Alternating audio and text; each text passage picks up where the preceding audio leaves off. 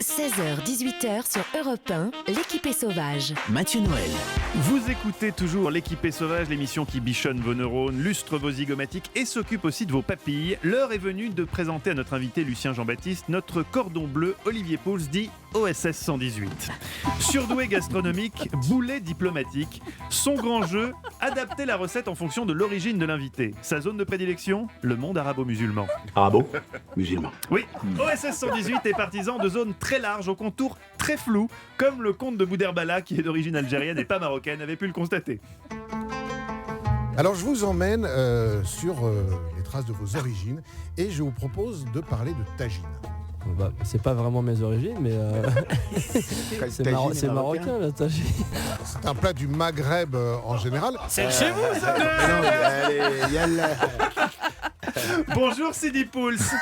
Bonjour les amis, bonjour Lucien. Rassurez-moi Olivier, pour Lucien Jean-Baptiste qui a grandi en banlieue parisienne, vous n'avez quand même pas fait des accros de morue? Non, Non, bien sûr. ça ne vous aurait pas traversé permis. l'esprit. Alors qu'est-ce que vous avez préparé aujourd'hui? Des acras de morue, bien sûr. Mais c'est bien, c'est très bien.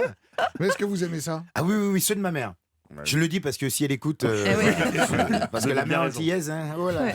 Alors, il faut savoir que c'est un plat qui est d'origine africaine au départ. Et qui ensuite, bien sûr, a voyagé et que c'est une des grandes spécialités. Une belle histoire. C'est une des grandes spécialités des Antilles aussi, mais du Portugal également. Si, parce qu'on en mange beaucoup. Oui.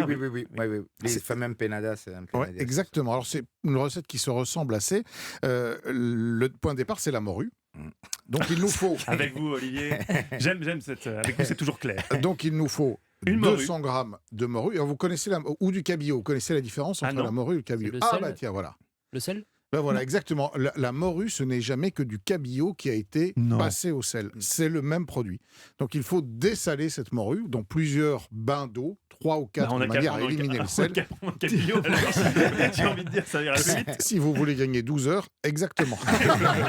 Vous prenez un beau morceau de cabillaud. Non, le mec qui fait une chronique délice in extremis, c'est de nous préparer un truc rapide pour le soir. Et traditionnellement, ils le font à la morue séchée. Mais évidemment qu'on peut prendre du cabillaud. Alors il faut de la ciboulette, il faut du persil, il faut un oignon, il vous faut 100 grammes de farine, 2 œufs, 10 centilitres de lait, un tout petit peu de levure et puis du piment évidemment pour donner le goût et le peps. Alors piment oiseau, piment de Cayenne, alors ça c'est un petit peu en fonction de votre goût et si vous l'aimez très pimenté, puis un petit jus de citron.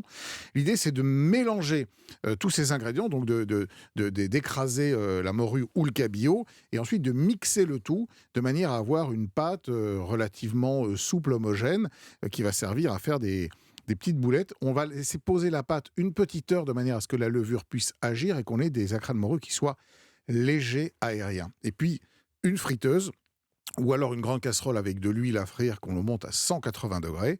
Et là, il n'y a plus qu'à les plonger dedans pendant 3 minutes 30, pour avoir cette fameuse texture du croustillant fondant à l'extérieur et fondant à l'intérieur et du moelleux à l'intérieur, bien sûr. Voilà, ça c'est la recette très simple des acras de morue ou de cabillaud si vous préférez pour gagner quelques heures. J'ai la mère de Lucien Jean-Baptiste au téléphone qui me dit c'est pas du tout ça.